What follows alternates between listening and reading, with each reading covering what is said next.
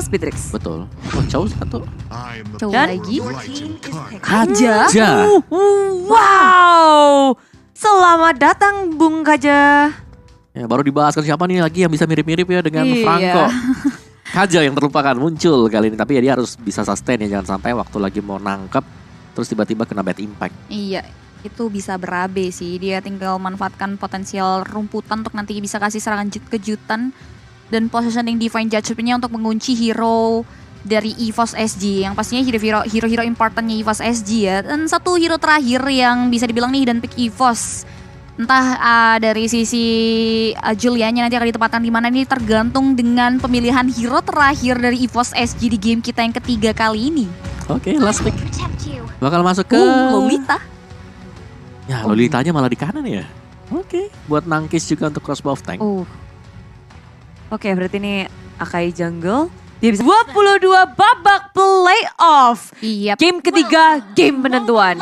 Yes, game penentuan kita langsung semarakan hashtag Viva, RRQ dan Indo Pride juga tentunya. Dan juga boleh juga semarakan dengan bendera Indonesia di kolom komentar karena ini penentuan RRQ. Mampukah mereka mendapatkan slot upper bracket di MSC 2022 kali ini? Karena udah beberapa persebaran masing-masing hero kedua belah tim di area landing phase. Terlihat Vayne udah mulai mengganggu pergerakan dari JPL juga yang coba memberikan harassment ke area jungle patternnya RRQ Hoshi Budi Clara. Dia bisa ngegangguin pakai Ring of Order, Chip. Terus JPL-nya, tapi dia kan punya durability yang sangat tinggi kan. Jadi ketika dia pakai Ring of Order nggak terlalu berasa. Sementara dari JPL dia nggak takut sama apapun. Dia masuk ke area jungle. Lalu dari RRQ pun mereka bakal crossing nantinya. Wah, itu R7 udah mulai bertengger di rumputan untuk berikan serangan kejutan, tapi ternyata masih bisa tersecure oleh gear dari sisi orange buff-nya.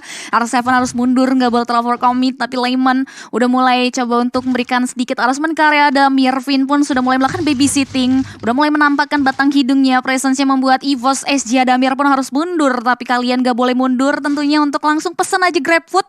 Dengan menggunakan promo MSC X Grab akan ada diskon sampai di 20.000 dengan scan QR Code yang ada di bawah. Tambah pulsa juga, tapi JPL akhirnya dikejar-kejar, diudak-udak. Dan dia harus recall sampai pulang. Dan membuat tentunya penjagaan terhadap mid lane, bottom lane-nya juga akan lengah. Sementara RQ Hoshi dari R7 berhadapan dengan Nick di arah top lane. Ini akan menjadi pertempuran yang dua-duanya punya kesempatan untuk outplay satu sama lain. R7 kalau misalnya Nick-nya dekat-dekat turret dia bisa nge-Way of Dragon langsung sih. Cuma durability dari Grok kan besar. Betul. Agak sedikit sulit untuk eksekusi. Paling ya pukul-pukulan manja aja. Benar sekali tentunya. Jadi sama-sama coba untuk mainin aman terlebih dahulu. Ini Lemon Boss, ada JPL sama Adamir dari bottom lane. Tapi Lemon udah ngedapetin level 3-nya, saat lagi akan ngedapetin level 4. Sementara pemain dari RQC lainnya mendapatkan turtle yang pertama. Tapi ada fun fact-nya nih teman-teman, di mana tahun 2020 Lemon itu sempat jadi top global 4-1-1. Jadi udah gak diragukan lagi sih ini 1-1-nya Lemon di game kita yang ketiga. Iya, apalagi Wan-Wan sekarang kan lebih enak kan dibanding zaman dulu. Yes, lebih gampang buat pecahin weakness point. Iya. Jadi ya 2020 tuh 4 weakness point-nya. Ya sekarang cuma 3. 3, berkurang 1. Dan dari Lemon sendiri di area bottom lane, dia masih bisa survive, bertahan. Sementara Sayla sudah membuka backfist-nya. Albert membuka dengan heavy spin yang menguji pergerakan dari Sayla dan juga gear. Tapi damage dari RQC akhirnya masuk penuh ke arah Sayla. Flicker tak bisa menyelamatkan dirinya. Sementara Divine Judgment karena ada yang disusulkan Albert memberikan damage yang besar. One charge dari Nick membuat RQC sedikit porak-porak. Tapi Downing Light mengeksekusi Adamir di belakang. R7 sebagai bayarannya begitu banyak pertukaran parahan darah di arah river. 2 untuk 1. Dari mana RRQ Hoshi juga gak mau terlalu overcommit. Dia coba untuk reset mundur lagi. Dan kita bisa lihat juga di mana Turtle yang tersecure oleh RRQ Hoshi membuat RRQ Hoshi berhasil mendapatkan advantage ya Mo. Ya sini pertukaran yang mungkin memang 2-1. Tapi 2-2 sih. 2-2 ya. Tapi dari iya. sisi goalnya masih tetap lah buat RQC, mereka leading juga. Dan kalian bisa lihat sendiri untuk talentnya sendiri sekarang. Dimana weakness finder dipakai oleh Lemon. Tapi heavy spin dikeluarkan Adamir menjadi sasaran utama bagi pemain RQ Hoshi. Semuanya bergerak area bottom lane dan akan semakin sulit untuk Adamir farming 2 kali tumbang. Hidup dia akan sengsara di game ketiga untuk early gamenya. Untuk early benar ya. Untuk Karena early. 2 kali ke pick off juga. Dari talentnya bahkan berbeda ya. Kalau kita lihat tadi ada weakness finder, ada effect slow. Sedangkan dari Adamir sendiri dia punya tambahan 15% nanti. Yes. untuk equip Demonsnya dia sendiri.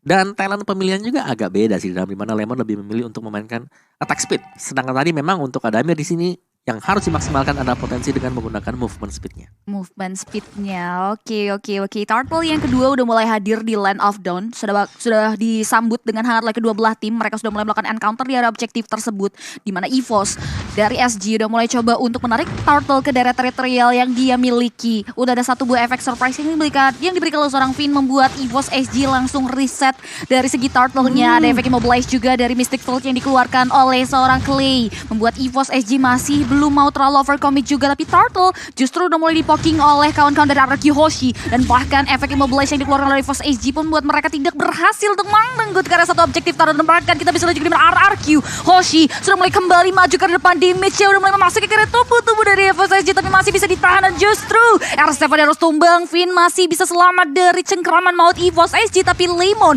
terlihat memanfaatkan keadaan untuk langsung melakukan plating terhadap turret yang ada di area bawah, Budi Clara. Wow, gue pikir tuh jadi perfect setup dari tim RRQ sih, tapi rupanya tidak.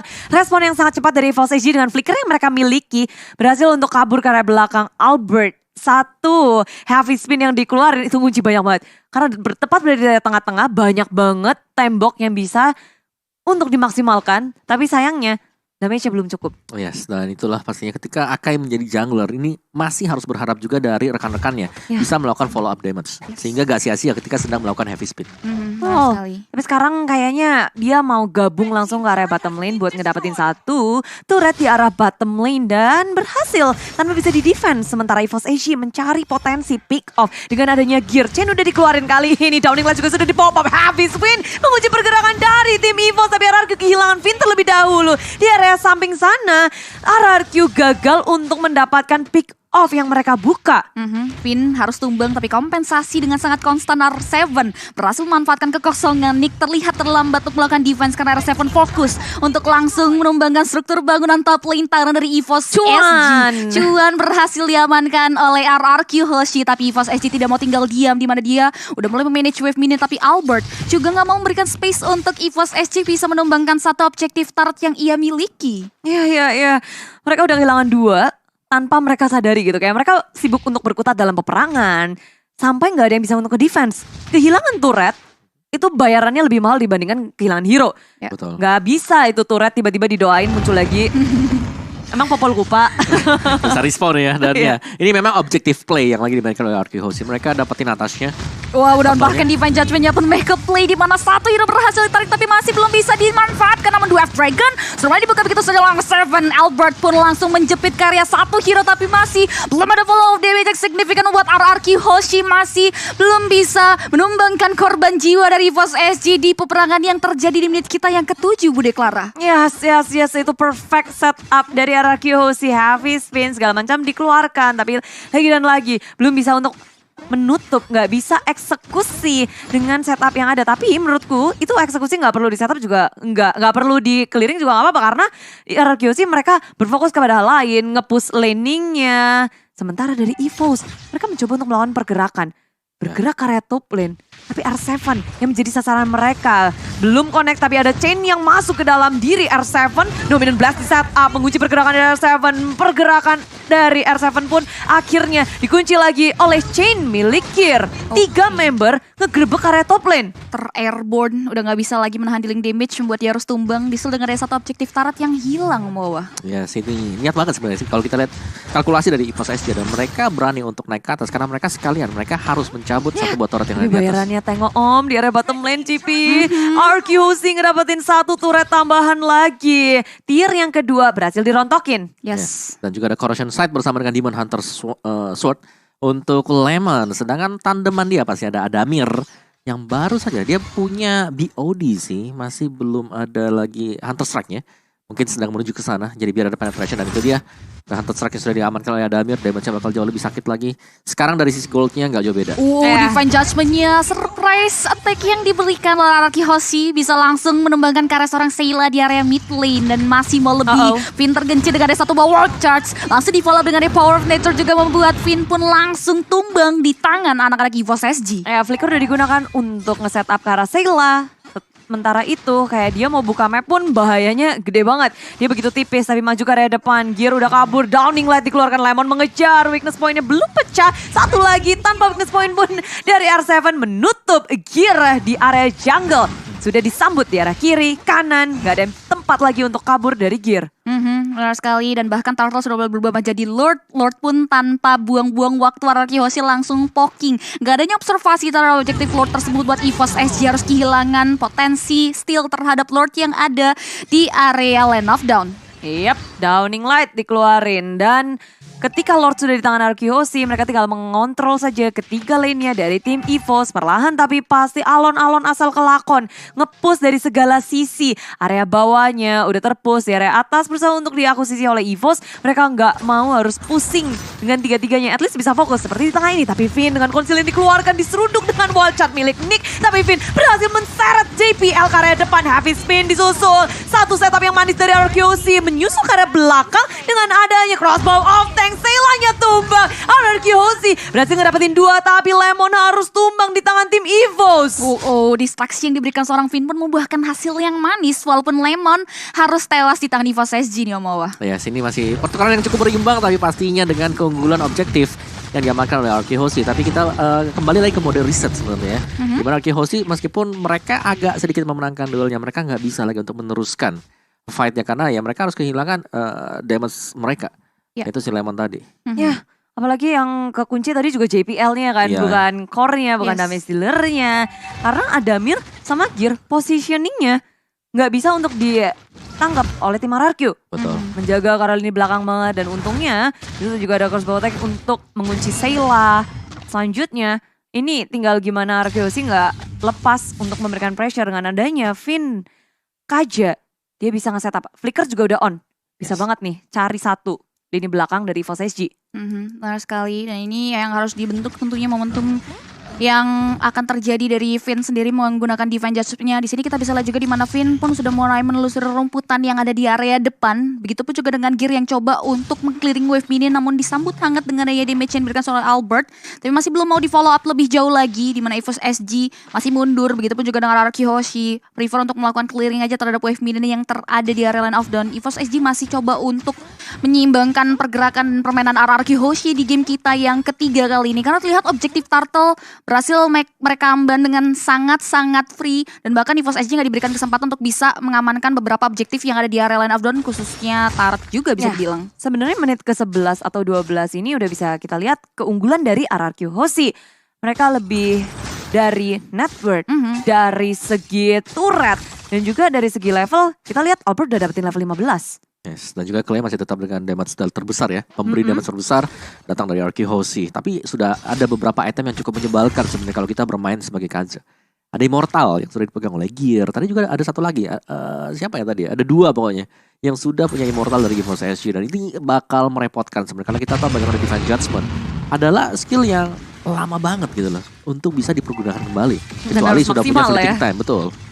Gimana caranya satu setup Divine Judgment membuahkan hasil yang baik. Entah dari lini belakangnya ataupun R7 sekarang di sisi kiri. Dia bertemu dengan 2 member The Way of Dragon ke arah Gear. Dominant Blast dibuka, R7 berhasil kabur dari EVOS SG. Banyak banget resource yang udah dikeluarin membuat RRQ Hoshi akan berani nge-engage langsung ke arah lini belakangnya Divine Judgment. Menuju ke arah Seila, tapi Seila dengan adanya satu bad fist memberikan damage besar. Lemon dalam bahaya. Mencoba untuk memecahkan weakness point. Dan weakness point pun belum bisa terpecah. Membuat pemain dari RRQ Hoshi harus mundur ke area belakang. Dengan adanya Downing Light pula, RRQ Hoshi akan semakin percaya diri maju ke area depan. Chain gak bisa menghentikan pergerakan dari milik RRQ Hoshi, tapi Nick tertinggal di belakang. Flicker digunakan dan masih bisa selamat semuanya. Oke, tidak ada korban jiwa dari peperangan yang terjadi, membuat EVOS SG dan juga RRQ Hoshi prefer untuk mundur kembali. Selagi Lord yang akan berjalan, EVOS SG harus mulai memikirkan cara untuk melakukan defense. Di sisi lain RRQ Hoshi pun harus memanage wave mininya agar Lord yang mereka secure bisa memberikan dampak yang baik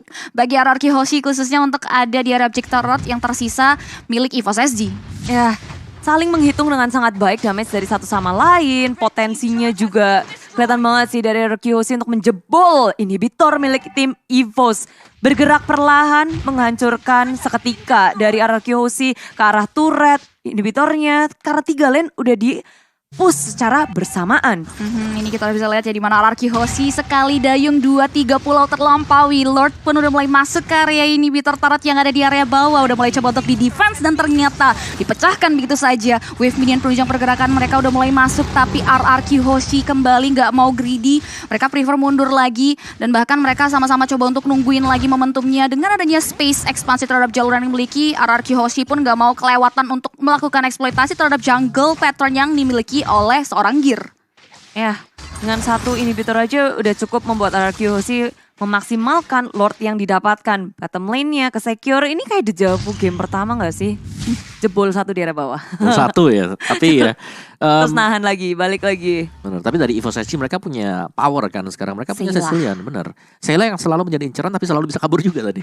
Ya. Dari Seilanya sendiri. Jadi semakin late game sebenarnya ya EVOS SG mereka masih nyaman-nyaman aja ya. Apalagi kalau dari minionnya di-push terus-terusan dengan RRQ Hoshi, ini berarti bahwa stacknya selalu nambah. Iya, sebenarnya FSG mereka mau mengepung RRQ Hoshi, Sangwin kalau di pop up, begitu pula dengan Badfish. Tapi Nick dengan wild charge yang sudah dibuka, Lemon dalam bahaya menjadi sasaran utama. Numenon Blast di cancel dengan Albert yang ada heavy spin. Tapi Sangwin kalau di area belakang, Bad Impact terus menerus disapu. Finn masih sangat kokoh di area depan, Immortality masih ada. Tapi Gear nggak bisa bertahan lebih lama lagi. Kehilangan satu member membuat EVOS SG pincang dan memilih untuk mundur. Dan Downing Light dari Clay langsung ke relung kalbu dari EVOS SG.